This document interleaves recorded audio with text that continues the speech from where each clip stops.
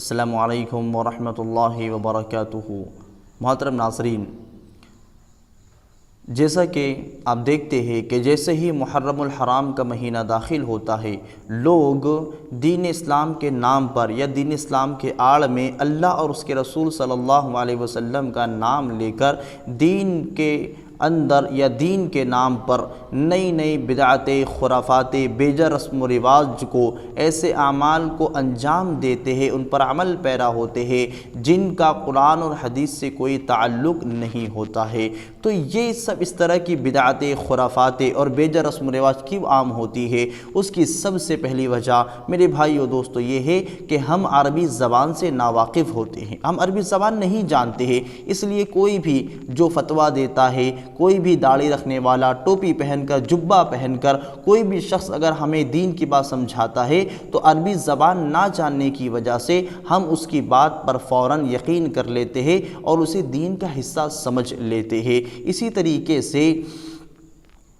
دین میں نئی نئی بدعتوں میں سے ایک سبب یہ بھی ہے کہ لوگ اپنی خواہشات کی پیروی کرتے ہیں، اپنی خواہشات کے مطابق جو چاہتا ہے، جیسے چاہتے ہیں وہ اپنی رسم کو یا بیجا عمل کو جو قرآن و حدیث میں نہیں ہوتا ہے اسے دین کہہ کر عوام کے اندر اس کو پھیلا دیتے ہیں۔ تو یہ خواہشات کی پیروی کی وجہ سے ہوتا ہے، اور اکثر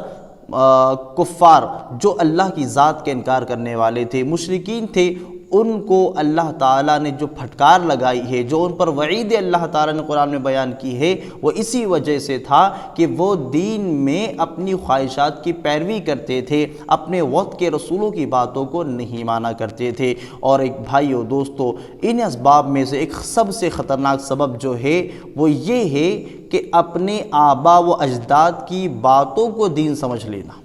اپنے بڑے بڈھوں کی باتوں کو دین سمجھ کر کے اسے دلیل کے طور پر لوگوں کے سامنے پیش کرنا اور ان کے کیے گئے اعمالوں کو دین سمجھ کر کرنا، یہ سب سے خطرناک سبب ہے جس کی وجہ سے یہ بدعتیں، خرافاتیں پھیل رہی ہے۔ اور آپ پڑھیں قرآن مجید، اللہ رب العالمین نے فرمایا وَإِذَا قِيلَ لَهُمُ اتَّبِعُوا مَا أَنزَلَ اللَّهُ قَالُوا بَلْ نَتَّبِعُ مَا أَلْفَيْنَا عَلَيْهِ آبَاءَنَا۔ اللہ نے فرمایا کہ جب ان سے کہا جاتا ہے کہ تم اس چیز کی پیروی کرو جو ہم نے نازل کی ہے، یعنی ہماری کتاب قرآن مجید پر تم عمل پیرا ہو جاؤ، قرآن احکامات کو تم اپناؤ، تو ان کا جواب یہ ہوتا ہے کہ نہیں، ہم قرآن کو نہیں مانیں گے، ہم اس چیز کو مانیں گے جس پر ہم نے اپنے آبا و اجداد کو پایا ہے۔ اللہ نے فرمایا کیا یہ لوگ جو اپنے آبا و اجداد کا رونا روتے ہیں، ان کے رٹ لگاتے ہیں، کیا یہ جانتے ہیں کہ ان کے آبا و اجداد عقل والے تھے؟ کیا وہ ہدایت پر تھے؟ اس بات کا ان کو پختہ یقین ہے؟ ہرگز نہیں ہے۔ تو جن کے بارے میں تم یقین سے بات نہیں کہہ سکتے ہو تو ان کی باتوں کو دین تم کیسے کہہ سکتے ہو، اور وہ بھی اس دین کے مقابلے میں جو اللہ تعالیٰ نے نازل کیا ہے۔ اور میرے بھائیو دوستو، یاد رہے دین اسلام کو اللہ رب العالمین نے محمد رسول اللہ صلی اللہ علیہ وسلم پر مکمل کر دیا ہے، اور اسی بات کو بیان کرتے ہوئے اللہ رب العالمین نے سورہ مائدہ میں فرمایا الیوم اکملت لکم دینکم واتممت علیکم نعمتی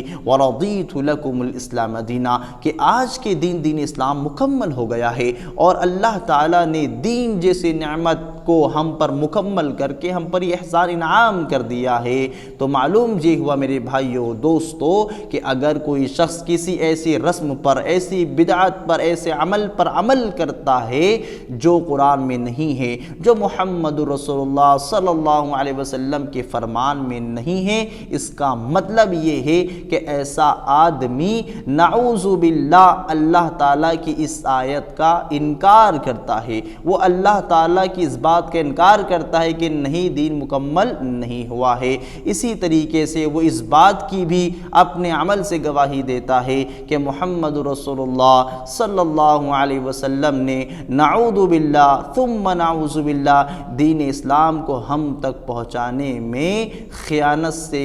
کام لیا ہے، ایمانداری سے محمد رسول اللہ نے ہم تک دین نہیں پہنچایا ہے، ایسا آدمی جو بے جا رسم و رواج پر عمل کرتا ہے یہ اس کا عقیدہ بن جاتا ہے۔ تو میرے بھائیوں دوستو، ان بدعات و خرافات کو اپنے سماج سے ختم کرے۔ اللہ تعالی ہم سب کو ان تمام بدعاتوں سے، خرافاتوں سے، بے جا رسم و رواج سے محفوظ رکھے، اور ہمیں اور آپ کو محمد رسول اللہ صلی اللہ علیہ وسلم کی سنتوں پر عمل کرنے کی توفیق عطا فرمائے۔ والسلام علیکم ورحمۃ اللہ وبرکاتہ۔